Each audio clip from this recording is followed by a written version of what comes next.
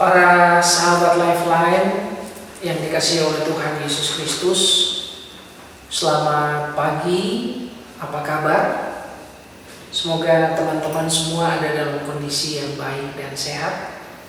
Walaupun saat ini kita sedang berada dalam masa pandemi virus corona. Kita semua berharap semoga pandemi ini cepat berlalu. Tanpa mengurangi semangat dan antusiasme kita untuk terus belajar firman Tuhan, saat ini kita akan bersama-sama kembali mempelajari firman Tuhan. Namun sebelumnya mari kita berdoa mohon pimpinan Tuhan. Kita berdoa.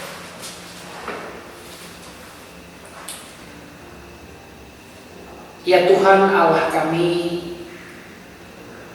sungguh bersyukur karena Tuhan senantiasa ada bersama kami. Walaupun kami sedang berada dalam masa-masa pandemi virus corona, wabah yang membuat kami cemas, bahkan untuk sementara kami harus berjarak, terpisah satu dengan yang lain, supaya kami dapat saling menjaga. Kami berterima kasih karena Tuhan senantiasa ada untuk menolong kami. Di saat ini kami akan belajar bersama dari firman Tuhan yang kami semua percaya firman-Mu adalah terang bagi jalan hidup kami, kekuatan dalam segala kecemasan dan kelemahan kami. Kami mohon dengan penuh kerendahan hati, biarlah Roh-Mu yang kudus menganugerahkan kepada kami hikmat, sehingga firman yang kami baca dan kami renungkan ini sungguh-sungguh kami pahami dan kami dapat menghidupinya dalam hidup kami sehari-hari. Dalam nama Tuhan Yesus kami berdoa. Amin. Para sahabat Lifeline yang dikasihi oleh Tuhan Yesus Kristus, saya mengajak kita untuk mempersiapkan Alkitab kita. Kita akan membaca bersama-sama dari kitab Galatia pasalnya yang ke-6, ayatnya yang kedua dan ayatnya yang ketiga.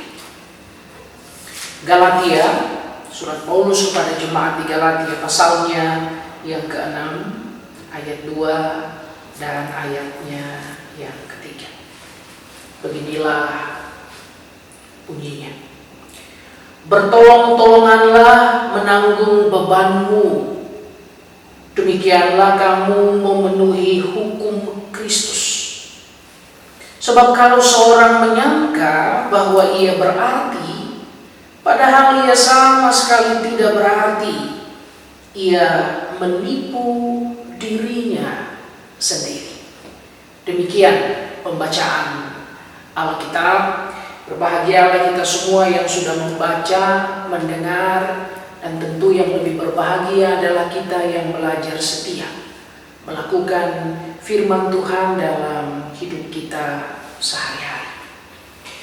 Para sahabat Lifeline yang dikasihi oleh Tuhan Yesus Kristus, dimanapun saat ini Anda berada, apakah di kos-kosan ataupun di rumah kita masing-masing, hari ini kita akan kembali melanjutkan proses pembinaan kita terkait dengan karakter.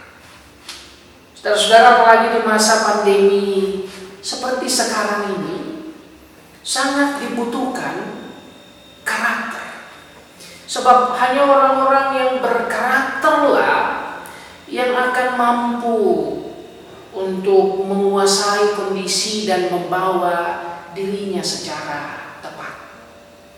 Nah, saudara-saudara yang dikasihi oleh Tuhan Yesus Kristus, dalam pembinaan yang sudah kita jalani, paling tidak 3 karakter sudah kita bahas.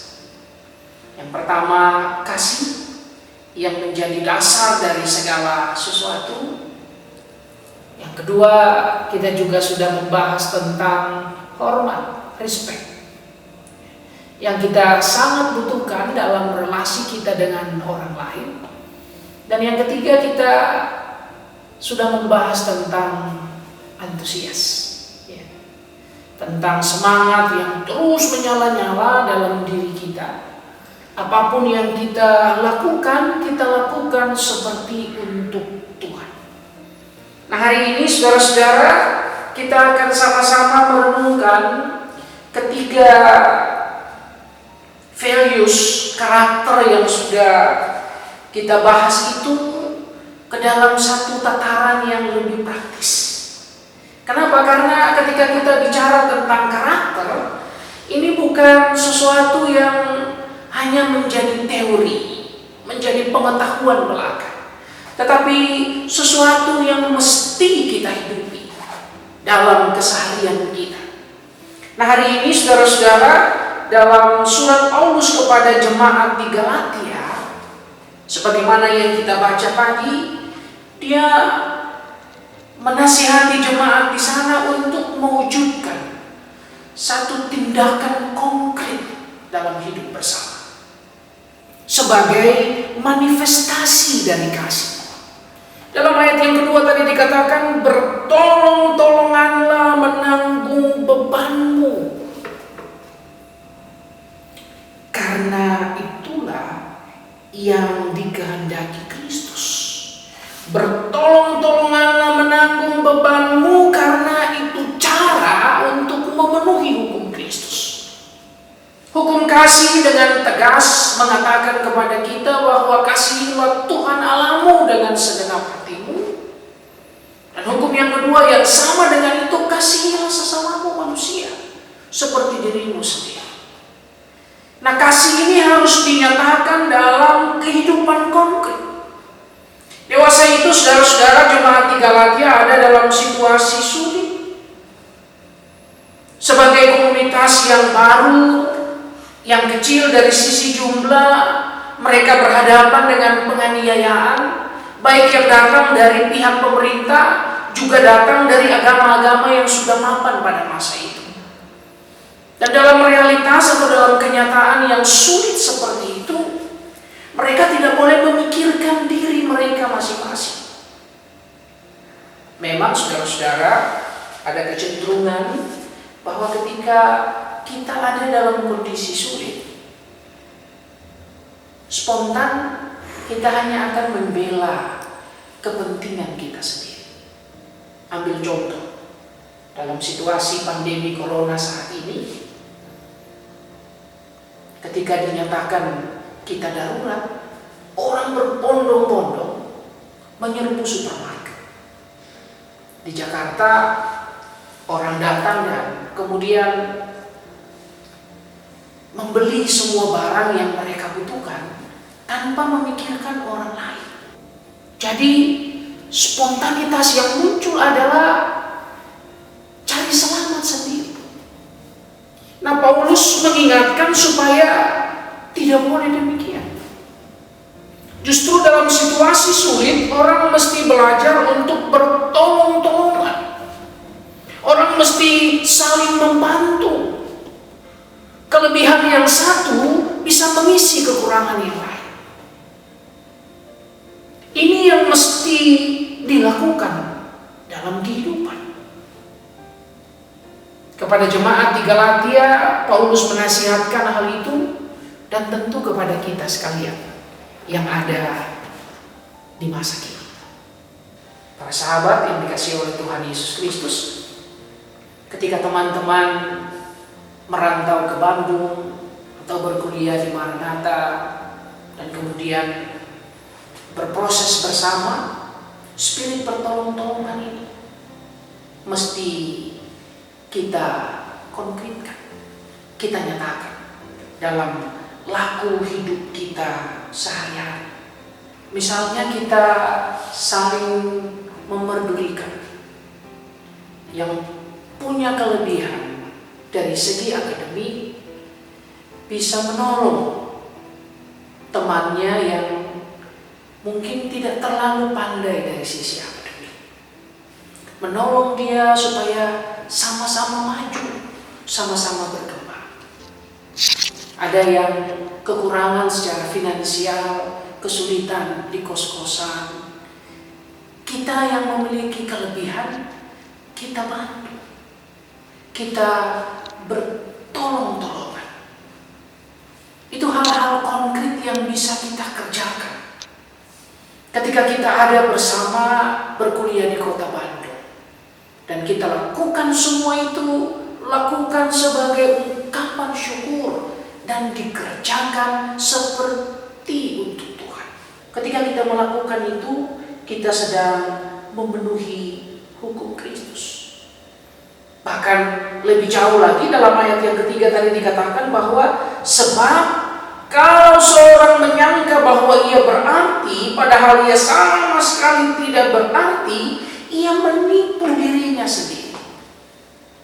Nah, saudara-saudara, orang yang hidup dengan mementingkan diri sendiri, bahkan kemudian mungkin saja dia bisa pamer, dia punya apa, dia mampu apa, tetapi kalau dia tidak bisa menolong orang lain sesuai dengan apa yang dia punyai, kemampuan yang dia miliki, maka orang yang seperti ini adalah orang yang sama sekali tidak berguna.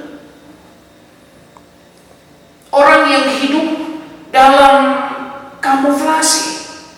Dia menyangka dia berguna karena dia merasa hebat, punya segala sesuatu, tapi padahal dia sendiri tidak berguna.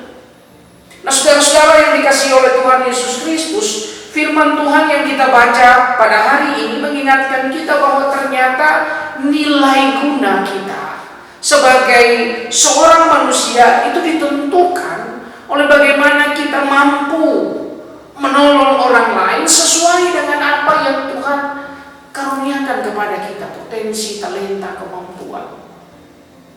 Dan semua ini tidak boleh kita lakukan karena kita ingin mendapatkan sesuatu. Kita kerjakan ini semata-mata karena kasih.